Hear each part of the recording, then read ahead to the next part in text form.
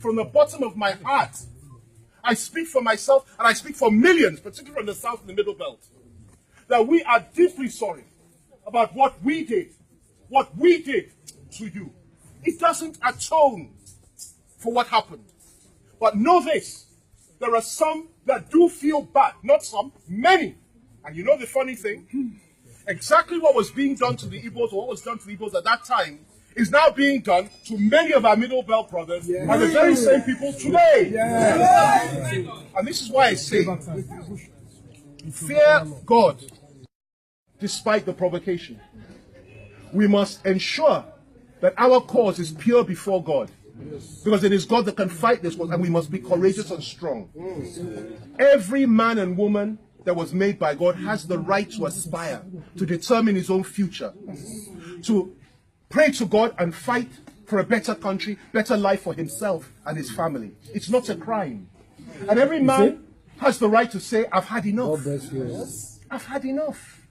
If I'm the wife, which is what Lord Lugard described the South, when they created the amalgamation of North and South, Northern and Southern protectors in 1914, he described the South as the rich wife, and he described the North as the poor husband. And he said, we shall unite them, marry them, and may that union live forever.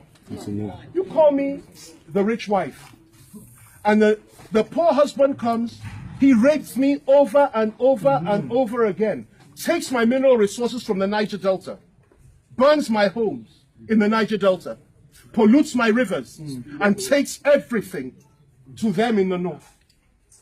That's the rich wife. You go to the East, you kill them and slaughter them over the years, simply because they said, we don't want you to kill us anymore in the core North. You kill them. That is the plight of the rich wife. You come to the Southwest, you instigate one political party against the other until there's a crisis, and then you move federal forces in and suppress everybody and kill everybody. Oh, we suffered too. Oh, we did. The whole Western region crisis was manipulated from the North. You don't know that today. That is what caused it. And we killed each other. And we're still killing each other because we're being manipulated. This has to stop.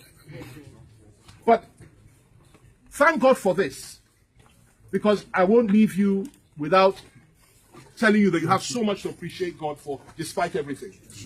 Your plight is not as bad as the people of the Middle Belt. Let me repeat that. Your plight is not as bad as that of the Middle Belt. They have completely been decimated. They have lost their identity. They have lost mainly their faith. They have lost their strength. They speak a foreign language which is not theirs, which is Hausa. They dress like the Hausa man. They have lost their cultural heritage. They don't even know who they are anymore. The Hausas don't even know that they had a history before the Fulani came. And of course, the one that suffers the most is the Northern Christian. Everything was taken from them. That it's so hard for them to rise up now and lift up their heads, though many are trying. But the Igbo, despite what you have been through, you have refused to bow your heads in shame. That is why the whole ipob dream, the resurrection of that aspiration, has come to fore, especially since Buhari came to power. There is nothing that is happening today that Nnamdi Kanu did not prophesy and predict in 2014. It's happening before our very eyes. And since then, many of your people have been killed. As a human being and as a Nigerian, and as a man that believes that justice is a fundamental prerequisite to peace, I implore President Buhari and the federal government of Nigeria to please enter dialogue with ipob and the people of the East. And if anybody tells him that ipob is not the heartbeat of Eastern Nigeria today, that person is a liar. ipob is the strength of the East. Without the ipob agitation, the cry for restructuring from all our elders, every single one of them,